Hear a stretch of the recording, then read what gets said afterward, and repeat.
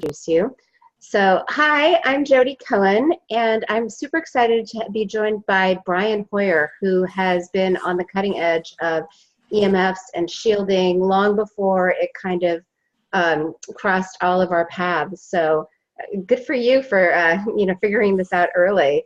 And I'm really motivated, both personally and individual. There are a couple of cities that have been identified as early adapters where they're turning on advanced 4G and 5G settings, and Seattle, where I live, is one of them, and they turned it on April 9th. And I have to say, in the last 3 weeks, my children and I have never been sicker. My people who don't complain about things are all having issues. So, we really need to kind of know about this and know what we can do before it hits our cities, and then what we can do when it's kind of full on. So welcome, Brian.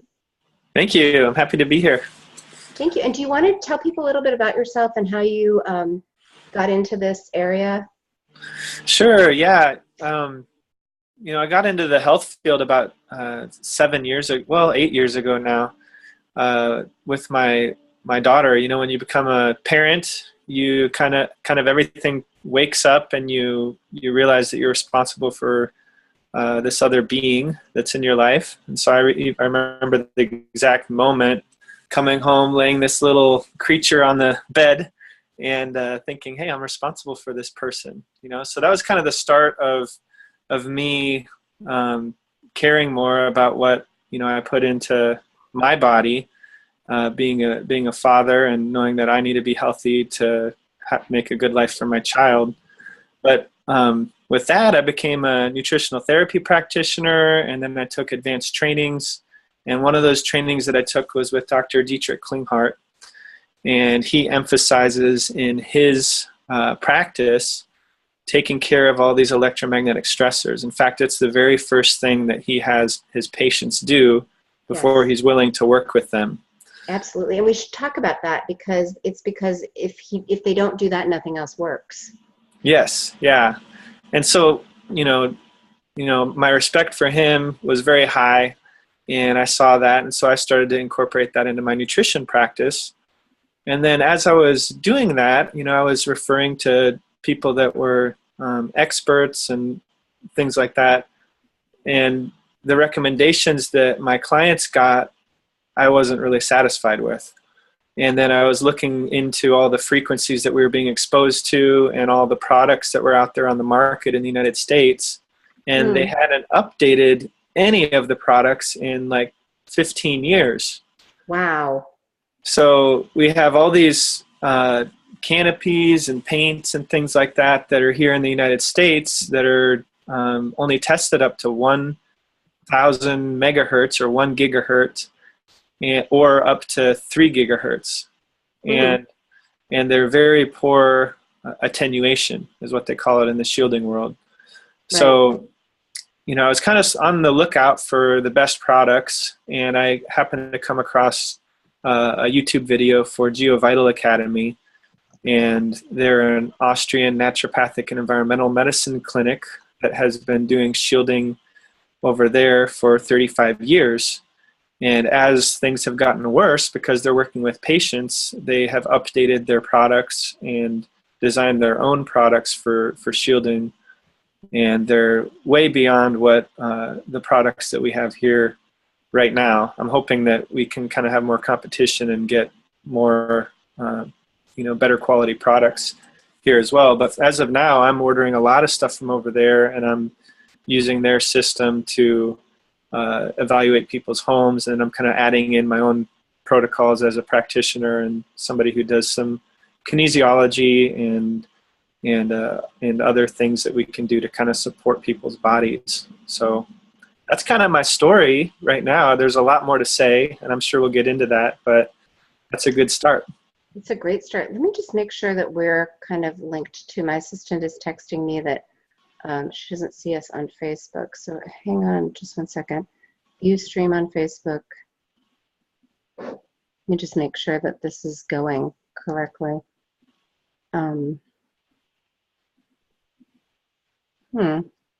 Seems to be. Okay, well, keep going. So let's talk a little bit about some of the health impacts of the EMFs, both in terms of the smart meter, like how that impacts our health, and then also what you're seeing with these different technologies, the 4G, the advanced 4G, the 5G. Yeah, so with smart meters to start, they have two basic reasons that they're kind of detrimental to have on your house. One reason is that we have a high frequency pulsing signal that's being sent out, and it's basically trying to send information to the electric company. And that's a radio frequency signal. And so that's basically that stimulates cortisol response. It's been shown to activate the voltage-gated calcium channels in the body, and that basically starts this domino effect of inflammation. It's like a cascade, domino effect of inflammation that kind of just starts in the body, and it's not good. And a lot of those pulses happen while we're sleeping, and so it pulls us out of this parasympathetic melatonin response and kind of starts to stimulate cortisol production. And your brain is supposed to be detoxing while you're sleeping, and when you're pulled out of that all the time, you never get a full detox of your brain, and then all of your lymphatic drainage is happening at night. If you think back to the Chinese clock, they kind of had a lot of their old traditional Chinese medicine. The clock was very accurate, actually, they're finding. So, very accurate. Yeah. Your liver's dumping at a certain time, your kidneys are dumping at a certain time, and it all has to do with this drainage system that happens that's actually dependent on melatonin to function properly. So, yes. Yeah. And then the other issue is the dirty electricity that's created from the smart meter itself, and that goes on all the wiring in the walls of the entire home, and it just makes it so that the electrical current is going through your body at a much more rapid pace and with a pulsed high frequency riding right on the electrical field. Yeah, and can you talk about that? Like some of the symptoms that I've noticed, I almost feel like electricity is running over my skin and through different organs, the heart. Can you talk about what you're seeing with your people that you work with, your clients? Yeah, sure. So basically, a lot of what we see is relationships to the heart. Heart racing and heart arrhythmias, and then different types of sweating at night, and just inability to sleep. You have insomnia, and then there's a lot of leg pain. Restless leg syndrome is a big thing. That's interesting. Why do you think the leg is acting out? Well, if it's acting on the circulatory system, then it could be impeding circulation into the legs when you're sleeping, and people get their feet go to sleep, or their leg goes to sleep, or they just feel restless in general. Yeah.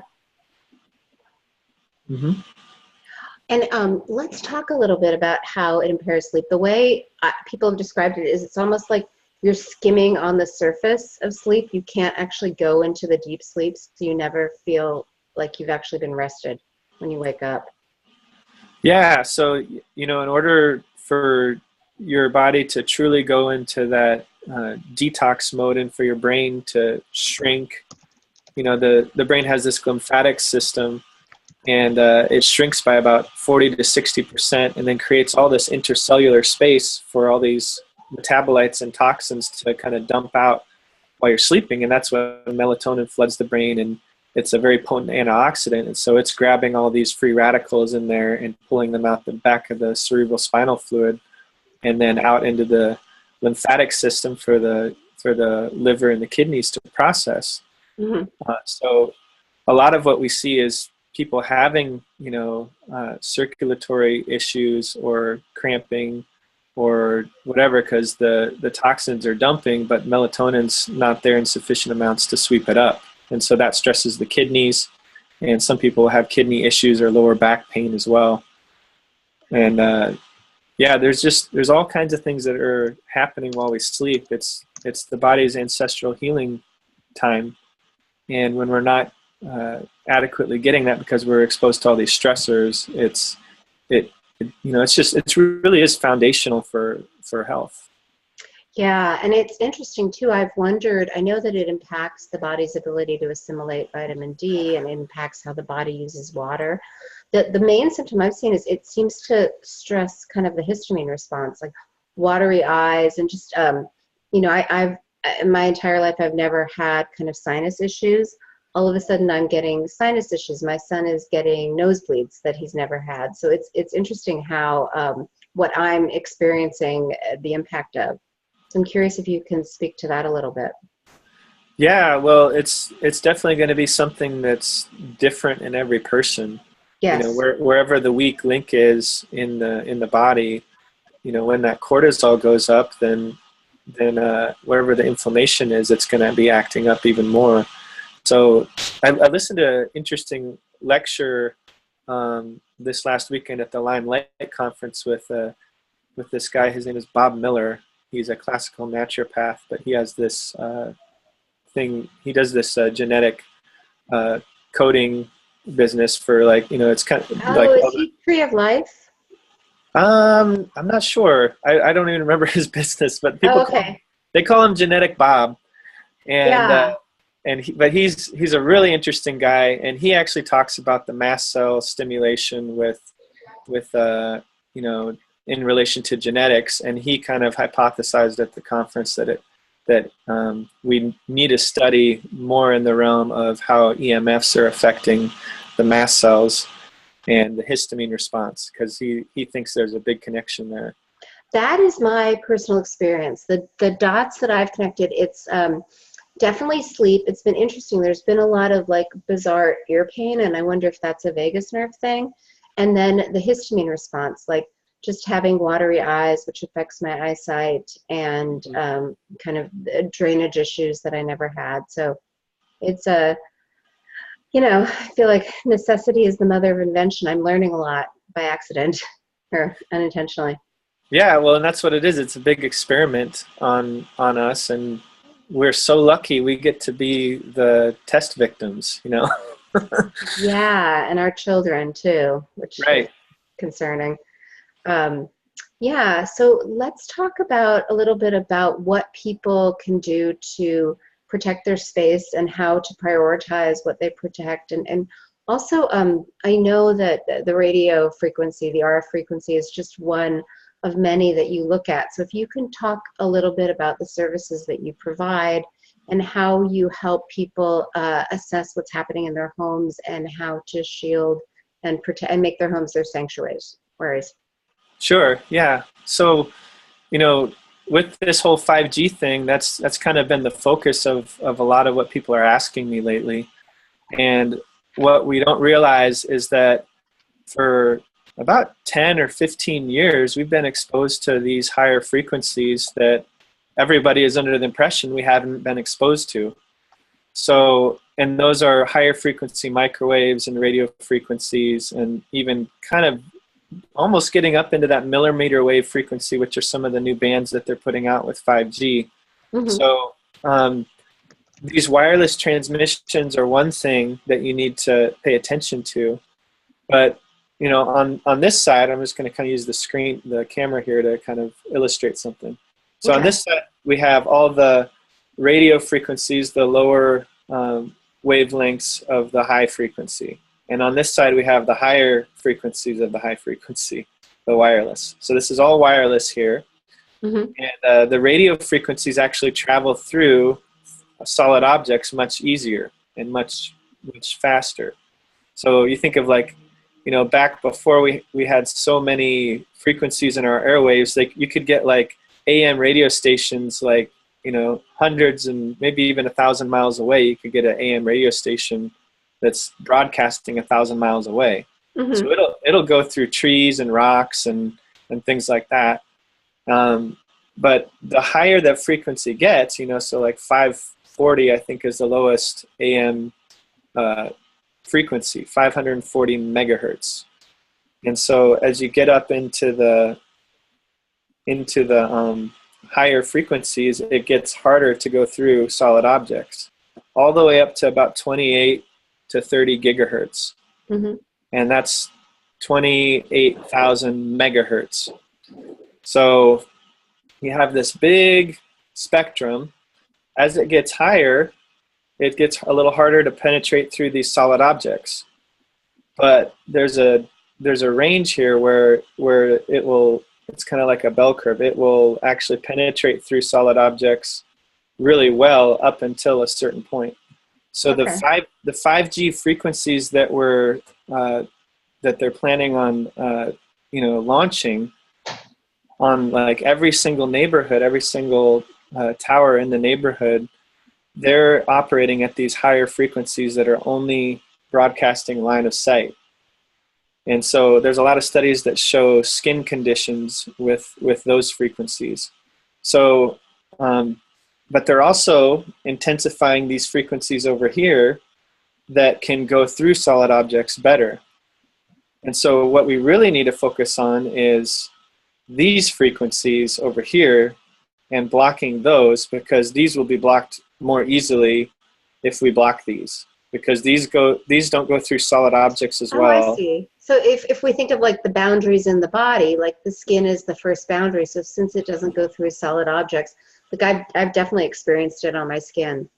Yeah, definitely. And they say like when you go through those the radiation scanners at the airport, those are millimeter wave based scanners, and they just kind of go around you. They have you raise your hands up and everything. And I always opt out of that. As do I. Well, a lot of people do, but those are the same frequencies that they're going to be using for 5G. So we've already been exposed to some of those frequencies. Oh, that's really interesting. I didn't realize that was the same frequency. I can't even stand near that machine. I get a headache. That's enlightening. So here's a question for you. As we're thinking about, there are frequencies that we're already kind of being exposed to, and then we're kind of trying to protect ourselves from a lot of things at once. So I'm curious, when you work with people, how do you help them prioritize, and how do you help them understand where to put their energy and their money? Yeah, totally. So basically, when I go into a home, every home is very different. We have to check for wiring errors and also current on the plumbing pipe. And some of these issues are things that cause magnetic fields. And so that's different from the wireless. Yeah, and that is the first step. Can you talk about why that needs to be done first? And with electromagnetic fields, there's an electric component and a magnetic component. Something was slowing us down here. So it says the internet connection is unstable. So I'm gonna shut down a few things just to make sure I'm not kind of cut out or anything. Good. Okay. All right.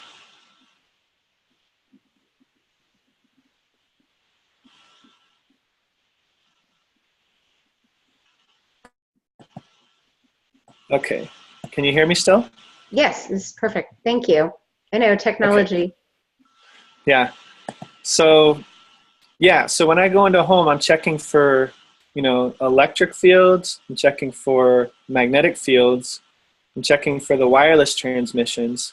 And then I'm also checking, and underneath the wireless transmissions, I'm checking things that are coming from outside the house into your house, and also things that you have in your house that are transmitting wireless signals. And so it's two very different things. And classical building biology is good at detecting things in high intensity from outside the house and high intensity from inside the house, but not the intensities that are having a biologic effect that are coming from outside the house. So there's a range that they're missing. And what would that be, the intensities from outside, meaning non-RF? It would be radio frequencies, and the reason that they're missing them is a simple tool problem. Traditionally, building biologists and others who have been in this field use a meter that's just measuring the air, and it has a small antenna in it, and so it's only picking up what that little small antenna is exposed to. But your body is a much larger antenna, and so we really need a body measurement for the radio frequencies, and that's what GeoVital kind of brought to the table, and I thought it was so fascinating. And so I can take a regular meter that measures the air and one that measures the body, and it gives me a totally different picture of what's going on. Oh, I see. So you're looking at two measurements at the same time. The building biologist I worked with, because you're not in Seattle yet, had 2 meters. So we did do that, but I don't know that she compared the readings. That's interesting. And when you're looking at the house, you're kind of looking, you have an idea of the range that's ideal, and anything that's above that range is concerning, and anything that's above that range is very concerning?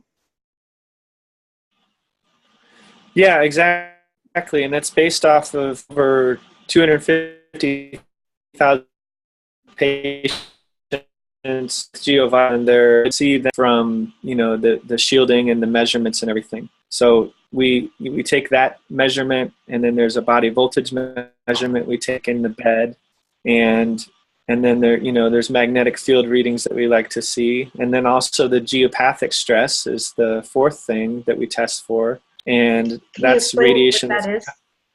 Yeah, that's radiation that's coming up from the Earth. Got it. And the Earth has a magnetic field, and then there's variations in the geologic activity underground that cause more intense magnetic fields and more intense energies that are coming up from underground water, smashing under extreme pressure into rock and silt and different layers of the Earth. And then there's also fault lines, when the Earth's crust cracks and the different plates are pushing up hard against one another. That creates an energy like a battery that comes up. And so there's all different kinds of things underground that are happening that our ancestors were aware of, that we're just not in tune with anymore. Right. And they have old traditions, like the Chinese had feng shui. The Greeks and Romans used to, have sheep graze on land for a year before they would even build on a home on a property. And then they would dissect the organs of the sheep and see if they were healthy. If they weren't healthy, they would not build there. Oh, that's so brilliant. Yeah, so we've kind of lost a lot of these traditions. Right. And we have so much interference from all the environmental stressors that our bodies cannot really be tuned into the subtle energies that are actually in our bodies in very different, intricate ways. It's interesting that you say that, because I've wondered why, when they flip the switch, it's so obvious to me and a couple of my friends, and other people don't seem to be experiencing it as intensely. And I think that has to do with, it's kind of like if you're eating sugar all the time, you don't really notice how it affects you. And once you take it out of your diet, you react to it very quickly. I think the cleaner you are, the more you experience these nuances in frequency. Did I lose you? And you realize I'm still here. Can you hear me? I can, yeah. Okay.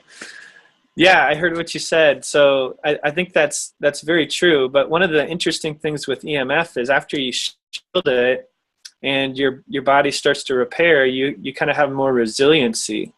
Oh. So it's not as much like avoiding gluten for 2 months and then introducing it back in, and you have this crazy detox reaction where the body's like, I don't want this stuff, it's a toxin. With the EMF, your body, starts to rebuild and repair and regenerate things, and also the bugs and the pathogens that are inside of us that are creating up our microbiome go out of this stress response, and the pathogenic organisms stop multiplying like crazy because they were just in survival mode. They think something's attacking them, so they perceive this EMF as a stressor, just like our bodies do. I love that, Brian. I had heard Klinghart talk about how EMF makes Lyme more virulent and kind of all these pathogens. That's why that's so brilliant. Thank you. Yeah, it's And, you know, as that happens, it also ramps up your immune system. And it's no wonder why we have all these autoimmune conditions today, because our body, you know, the pathogens, the bugs inside of us are having a stress response. That's ramping up our immune system. And then our immune system's kind of going around trying to do damage control. And then meanwhile, our body is not repairing at night like it should be because of all this stuff going on. So, you know, I really kind of feel like this is a missing link for many people in the ancestral health movement. Yes. Because number one, we, you know, our ancestors never lived with this. And if you think about the way that the body works, whenever we get sick, we get tired and we want to go to sleep. Mm-hmm. And so that's the body saying, hey, I'm getting sick. I need some repair time. My default repair time is when I sleep. And so a lot of people will spend thousands and thousands of dollars on, you know, these different types of therapies, contraptions, hyperbaric oxygen chambers, you know, this or that, you know, type of therapy. But our default therapy is sleep, going to bed.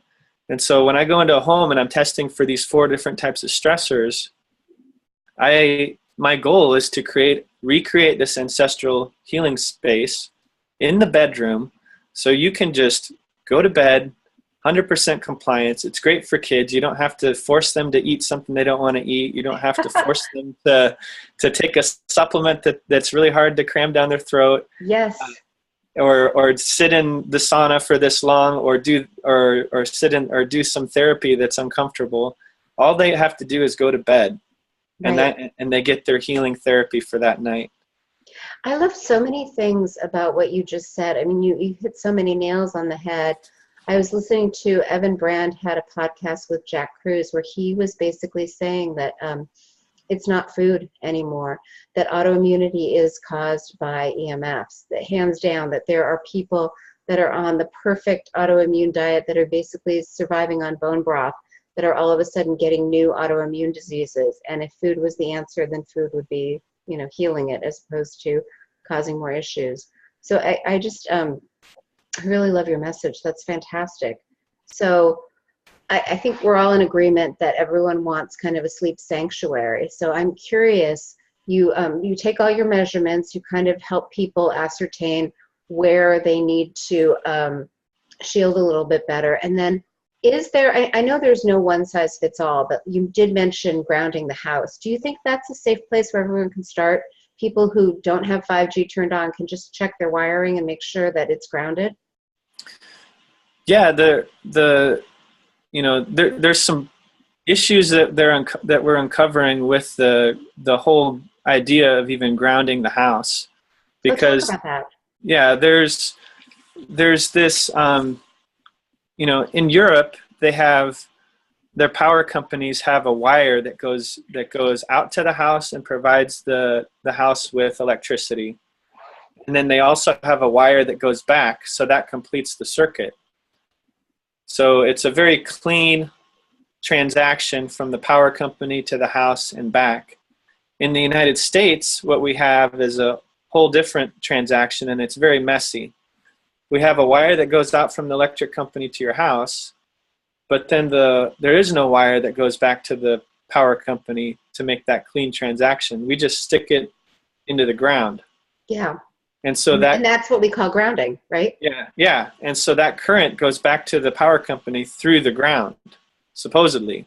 But on that path, it's going through all these pipes and rock and silt, and it's basically contaminating the ground in our homes. So that becomes an issue, and some places are worse than others. And that's one of the things that I test for when I'm there, is to see, okay, is it worth it to shield and ground this room, and can we fix the ground? Can we find a better place to put the grounding and everything? And in a lot of homes, it's not that bad of an issue. But what I'm finding is that in order to block the electric fields from in the home, you do typically have to have a grounded barrier between you and those electric fields. And that's what we use the T98 shielding paint for, that I get from Europe, from Austria, with GeoVital. And that product is the only one that I would use, because it's the only one that can, that I think can withstand the 5G frequencies, the higher frequencies that do have that bell curve of penetration until we get up to about the 28, 30 gigahertz range. And if someone, like if you encountered someone whose house wasn't grounded in a clean way, would you advise them to put that 5G paint on, or no? I would. Oh, you still, would? Okay.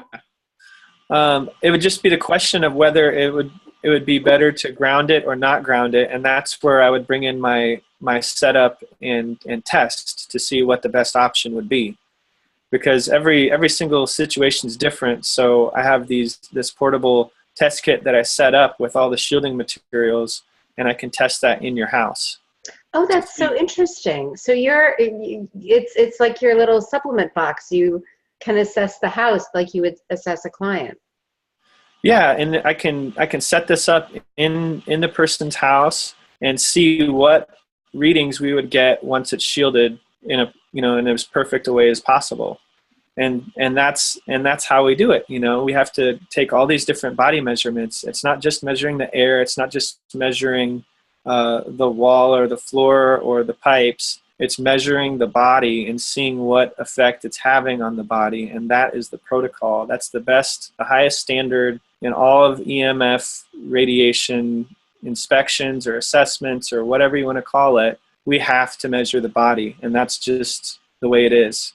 We can't rely on measuring the air. No, I agree with that.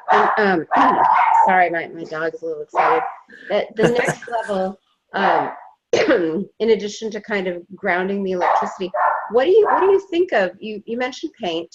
What do you think of like the window films, or blocking, how you shield windows, and then also shielding your bed, like with a canopy or certain EMF protecting blankets and mattress pads? Yeah, so the basic protocol is to do the shielding paint on the walls. Mm-hmm. You do 2 layers of it, and sandwiched between those layers is this grounding tape, and that's typically grounded to the electrical outlet.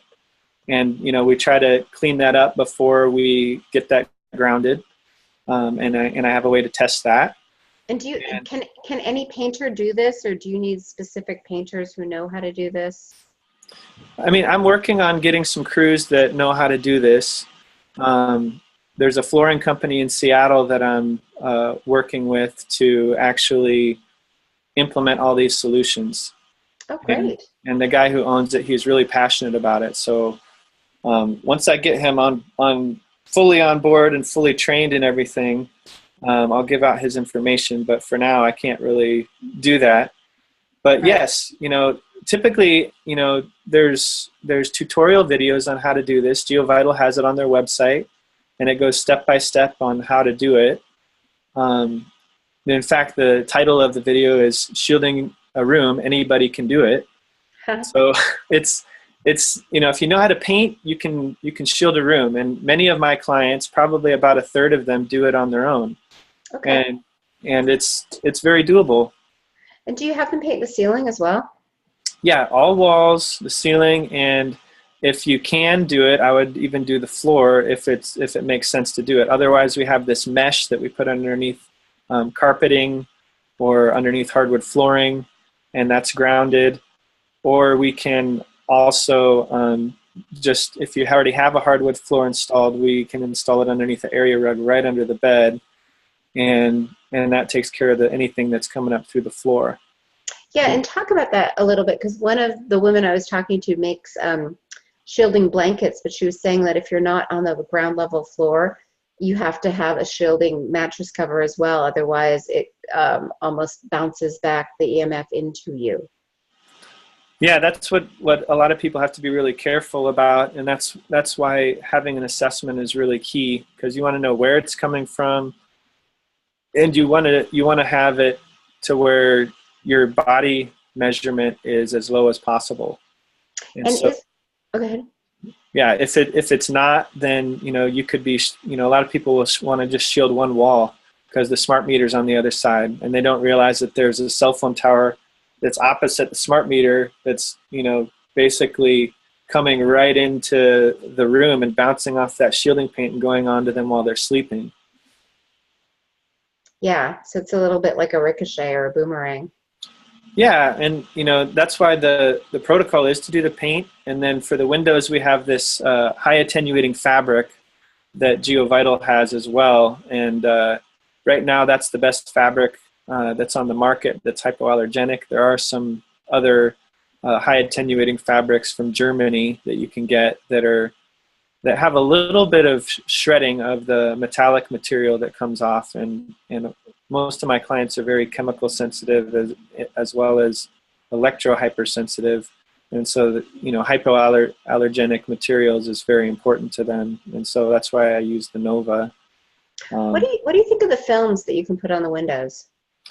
I think those have a good dampening effect, but they're, you have to look, no matter what the material is, you have to look at the shielding reports, and they should be a third-party shielding report, and look at what frequencies they're blocking. And that's kind of the scam that's been going on for years in this industry, is that there's a bunch of meters out there that measure up to a certain frequency, or sometimes they don't even measure up to a certain frequency that they say they do. And then they sell shielding materials that only shield up to that frequency. And so often it's like up to 3 gigahertz, but we have Wi-Fi that's 5.8 gigahertz and towers that are operating at 43 signals at 19 gigahertz each. And so, those towers are all around us, and we're being exposed to those, but we have no way to measure it. And you take that meter that only goes up to a certain frequency, and you measure in this shielding that only shields up to a certain frequency, and it's showing 0, and you're like, oh, I'm good. This is awesome. Oh.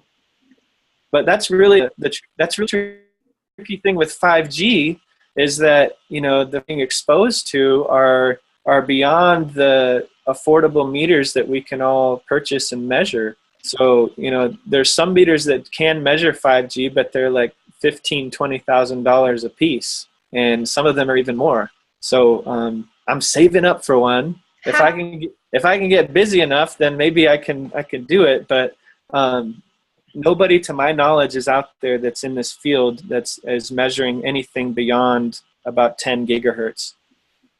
Yeah, I think the instrument that the building biologist used on me went up to 14. Okay, I'd be interested to hear what meter that was.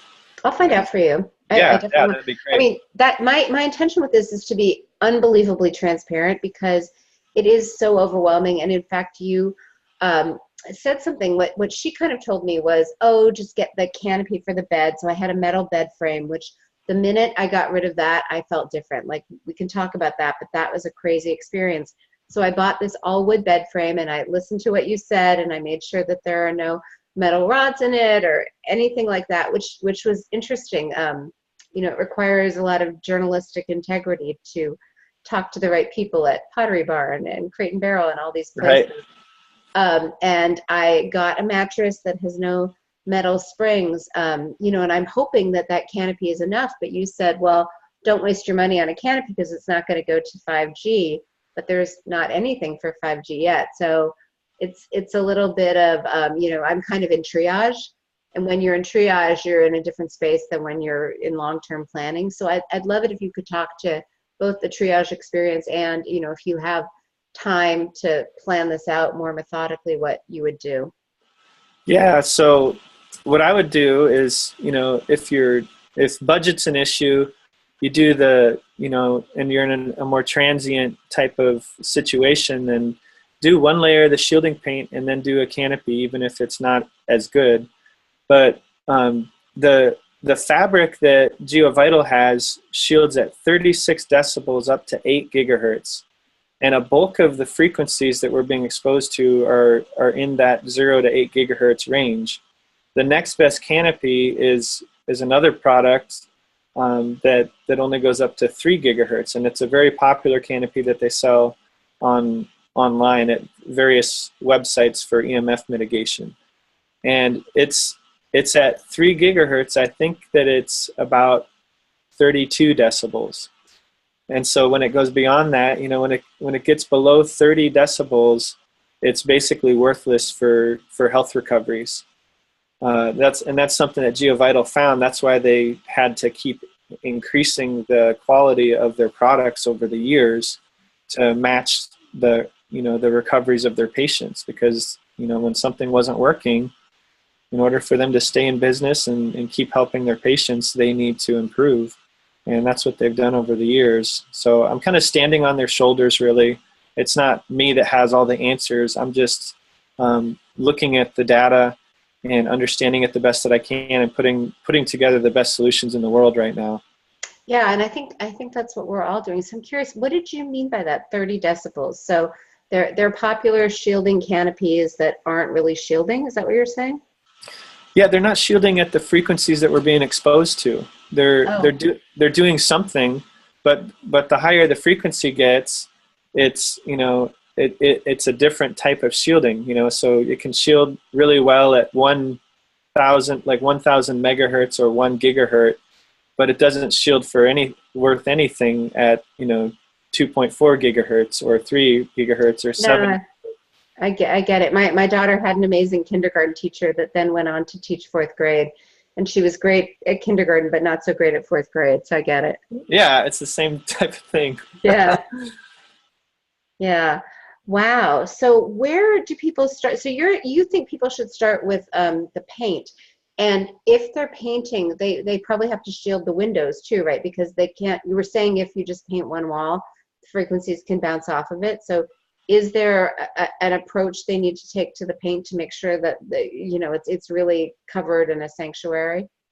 Yeah. So what we basically recommend is to do the painting, and then overlap by 4 inches on the sides, the top and the bottom, with the shielding fabric, and that and then you have to paint the door or put a curtain over the door nowadays.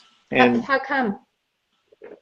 Because you want it to fully cover every single thing, and you're creating what we call a Faraday cage, and that basically reflects away all of the wireless frequencies from outside. And the popular opinion in this field is that most of the frequencies are coming from inside your house. Uh-huh. That's completely untrue. I agree. They're coming from outside your house. Otherwise, you wouldn't be getting radio stations in your house. You wouldn't be getting television signals like we used to get. You wouldn't be getting cell phone reception. And there would be a really big problem with that. So most of these frequencies are coming from outside the home. And the only way you can measure that is if you have the GeoVital high frequency meter and can measure it, because it's measuring your body as an antenna in a micro voltage range. And that's what the telecommunications industry uses to measure signal strength in their cell phone antennas and everything. So it's and I kind of think that maybe the telecom industry doesn't want us to be measuring the body like this. I kind of think so too. Because they, all the meters that are out there, they've tolerated, and this one that I'm using is very rare, and there's only maybe half a dozen people in the United States that have them and are taking measurements. And I've been all over the country, did 150 assessments last year in 35 different states, and I'm taking measurements and I'm finding the same thing. Like 95% of the wireless radiation that's in people's homes is coming from outside the home. Yeah, that doesn't surprise me at all. I love what you're doing. Did I just lose you? Oh, I'm here. Okay. So how can people get in touch with you and work with you or work with your colleagues? What's the best way for people to find you?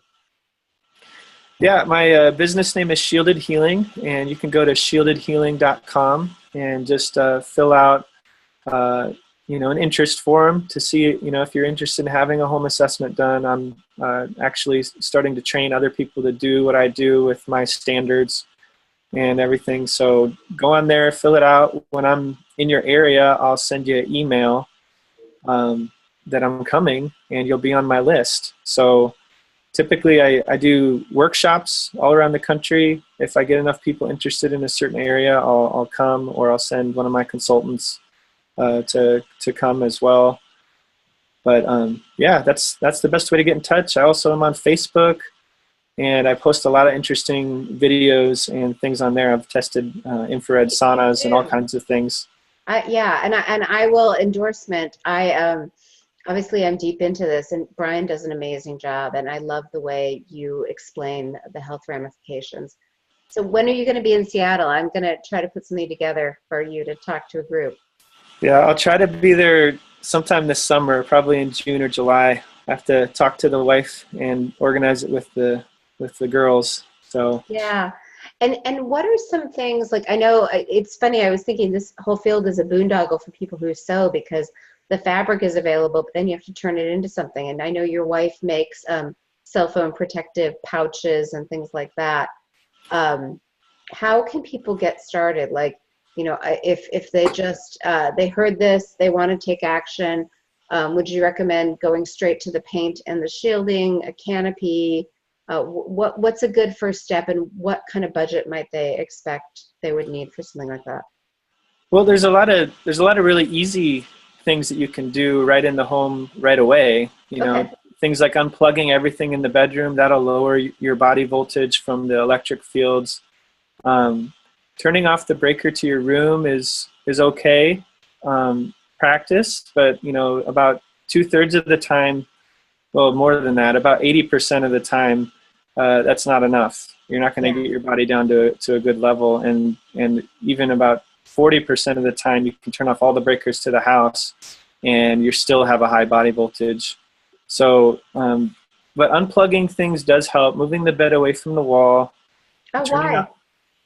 Just because you have the wiring in the wall, Okay. and then you have a higher body voltage the closer you get to the wiring. Oh. That all your walls are going to be 0 voltage. So did I lose?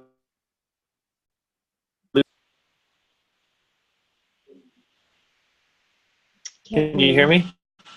It's going in and out. We can wrap it up. I just want to, and maybe I can add some notes if we can't. I just want to give people good takeaways so they can get started. Can you hear me? Oh, I can hear you a little bit.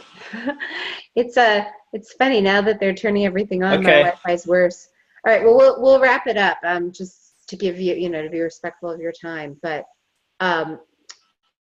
moving the bed away from the wall, breakers, unplugging in the bedroom. Anything else?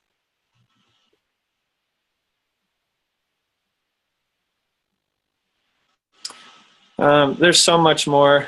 Okay. All right. Well, we'll have to get even little things like, keep your phone on airplane mode unless you're using it. If you just turn the data off, then your phone's not going to ping the tower nearly as much. It'll be like 100 times less, and you'll still be able to receive a phone call or a text message. Because when that data is on, your phone's checking for updates constantly, and it's always pinging that cell phone tower. So that's something you can do right away to help reduce your exposure from a device that's usually on everybody's body all the time.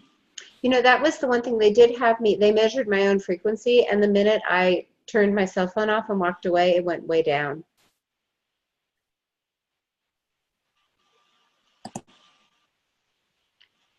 Yeah, I lost you a little bit there. I heard you say something about turning your cell phone off.